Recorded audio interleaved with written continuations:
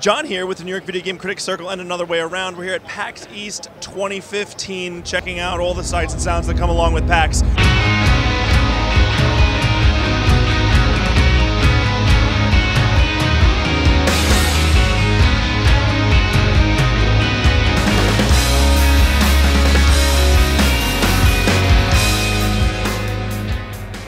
So I'm here with John Kanellis, who is the creative director, the director on the whole game of Death's Gambit. So John, can you tell me a little bit about your game? It looks like it takes a lot of inspirations from Dark Souls, and I love the art style. Yes, absolutely. So that's one of the inspirations. It's like kind of like Castlevania, Dark Souls. It's got a bit of inspiration from Shadow of the Colossus. It's set in a world about a lot of immortals, and so it starts off as death comes to your main character, and he tells you that you have to form a deal with him because you're about to die. So he basically takes you at the best moment, sets a deal with you, and tells you to kill all the immortals in the world. And those are all the bosses.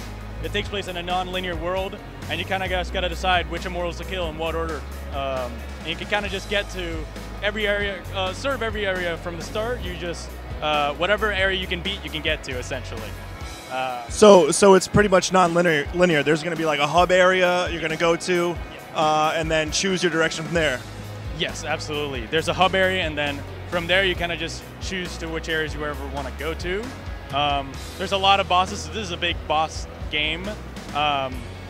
In comparison to other Castlevanias, there's probably not that much of a, there is a level, there are levels before bosses, but it's just like, say 30 minutes of a level and then 30 minutes of a boss. So it's just like, you're constantly just fighting bosses. What I really like about it when I sat down to play it yesterday was the art style, for sure. It looks like there is, I was talking to friends about your game yesterday actually, saying it was kind of like later generation Super Nintendo Genesis graphics, but a lot deeper than that also. So your graphical inspirations, where did you want to go with that? No, absolutely. One of the things that we were always trying to do is make sure that it looks like it was made today. A lot of games go for retro feel. We definitely were trying to go for a little bit of retro, but also a bit more modern, so it looks kind of stylized with less colors, shadings, I would say. So our biggest inspirations would definitely be stuff like the Miyazaki movies and stuff like, so that's from the art themes of what you will find in the world, as well as all kinds of retro games from Metroid to Castlevania specifically. Those are huge to us. So those are some of the biggest art inspirations. Cool, cool. So when are we looking forward to seeing Death's Gambit? Where are you going with it? Platforms, stuff like that. Do you know yet? So absolutely. So we've only revealed PC so far. We do want to bring it to consoles for sure. But that being said, we are still in talks, so we haven't decided yet exactly. Okay, cool. I look forward to it. Yesterday you said visually you guys are far along, but as far as content, you got a little bit of a ways to go. So yeah, we've been kind of saying it's kind of like 20% content complete, about 60 to 70% systems complete. So it's still got ways to go. The release date hasn't been announced, but it's pretty much there. Where can we find information on your game on Death's Gambit? DeathsGambit.com, and right there you can find the devlog. You can find our YouTube. We're going to be posting a lot of gameplay and work in progress stuff, just how are we developing the game slowly but surely, just on the YouTube and our devlog. Perfect, John. Thanks. I look forward to it. Thanks a lot, man. Thank you. Thanks.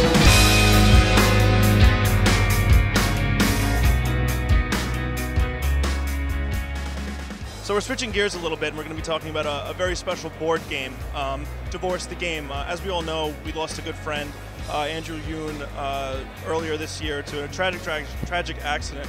And he left video games journalism to pursue a career in creating games himself. And he was a co-founder along with David Beck, who's here with me now, to make this really, really, really great game called Divorce, which apparently is America's favorite pastime. Yes, very much. So Andrew and I have been friends since maybe the past 18 years.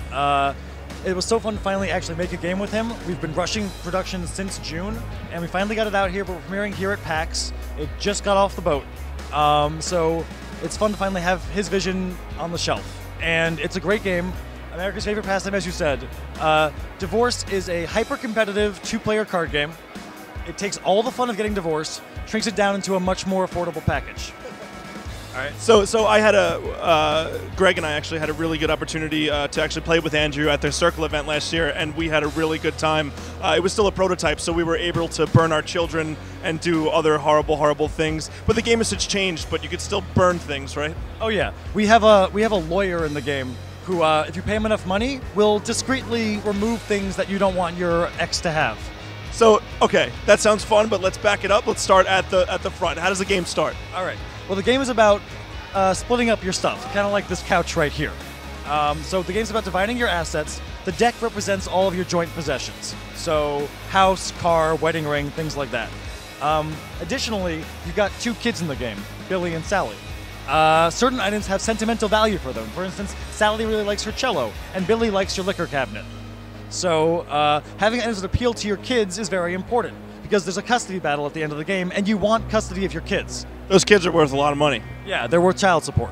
So it's all about the money. You want to have more than you actually in the game. So sometimes you just want to make sure they don't get something. And to help you do that, you can hire some lawyers. They're expensive, but they're powerful. So you can repossess items with them, hide them offshore to make sure your ex can't get them back, or like you said, burn them down. So what you're doing throughout the game is gaining assets from each other, right? So you're getting divorced. You're splitting assets, basically. So you're gaining money, and then you're also buying assets? No. So it's got a really simple mechanic. We call it give and take. On your turn, you draw 2 cards, right? You take one for yourself. You choose to keep one. You give the other one to the other player. Sometimes there's tough decisions, but usually it ends up in your favor, hopefully. So the end game is to eventually have just more assets, more financial value?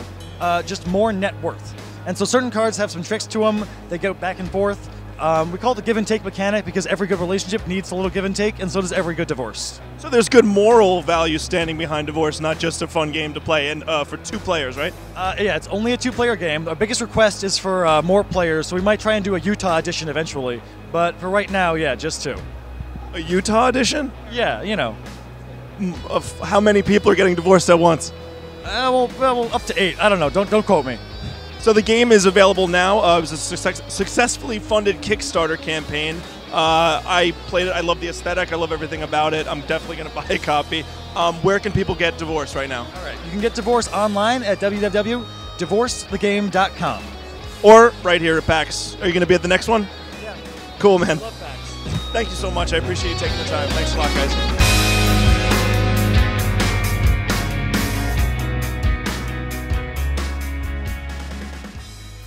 I'm here with Steamroller Studios. I'm Keith Lackey, the technical supervisor. I'm Joel Sadul, the gameplay director. Adam Meyer, creative director. So it's Deadwood: The Forgotten Curse is the game, and I got a chance to play it yesterday. And you guys have a fun day-night cycle where you're protecting a big rock monster. I guess that's the gist of the whole game, right? Why don't you teach me a little more about it? Yeah, so basically during the day, the rock monster, his name's Rogard, he follows you around, he helps you out with the exploration aspect of the game, resource gathering, protects you, and then at night, the twist is that he falls asleep on you. So now it's your turn to protect him. So basically where he falls asleep, that's where you have to defend. So that's a little bit of the strategy, is finding a good home for him to fall asleep on. So throughout the day, your job is just resource gathering, getting enough stuff to protect him at night?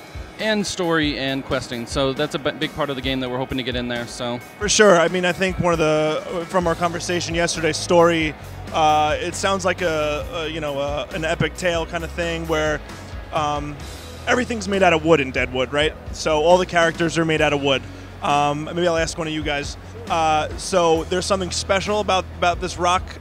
What's his name again? Rogar. So can you tell us a little bit about him? Absolutely. So, it's a world called Nottington, where everybody's made out of wood. And Rogard is the last of the Stonelings. And they're all woodlings. So the story goes around trying to figure out why he's last of the Stonelings and why he falls asleep at night. What's this whole thing about this forgotten curse? So we wrote a massive story in an open world, where you can travel around, meet people, go on quests, and we have all our quests are very, very, it requires a lot of critical thinking. There's no match a color to another color, to open a door. It's very much story driven. So you go through this whole world, with Rogard, but at night he falls asleep and he doesn't know why. So when he wakes up in the morning, he actually thinks he's been fighting Deadwood all night. So when there's Deadwood around you, he wakes up and goes, yeah, I've done a lot of good job here. He just doesn't know, so you're trying to solve this whole puzzle. That sounds really cool. Do we know what's the main character's name, actually? Laith. Laith? So how does Laith meet Rogar? I don't. We're not going to reveal that yet. Okay.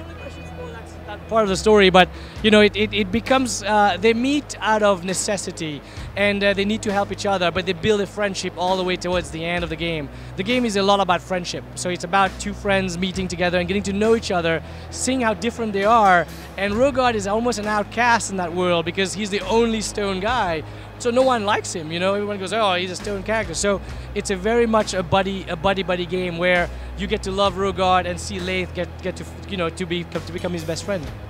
Coupled with pretty much a very, very charming story, it seems like. It looks like you guys have a really good art style to go along with that. It kind of reminds me a little bit of like a Wind Waker, kind of clean textures, animated style. So, I mean, where did you gather your inspirations to kind of go along with the charming narrative with this, like, it's not, I wouldn't say cel-shaded, but this one-up on cel-shaded art style? Yeah, so, I mean, being children of the 80s, we absolutely love a lot of the stuff that was made back then, the cartoons and stuff. So that's kind of where we got our inspiration from that, and as well from games like Zelda, and where they just have that fun nature to them. So do you guys have a website or anything else that they can find you at, the Kickstarter and the Greenlight page or anything like that? Yeah, it's deadwoodgame.com. Okay, great, guys. Thank you so much for hanging out. I appreciate it. So that's it, guys. We saw all those indie titles as well as Andrew Yoon's board game Divorce. Once again, the indies are always the shining stars here at PAX, as well as the big titles, but we love to see the indies, and it's good to see the innovation that they bring.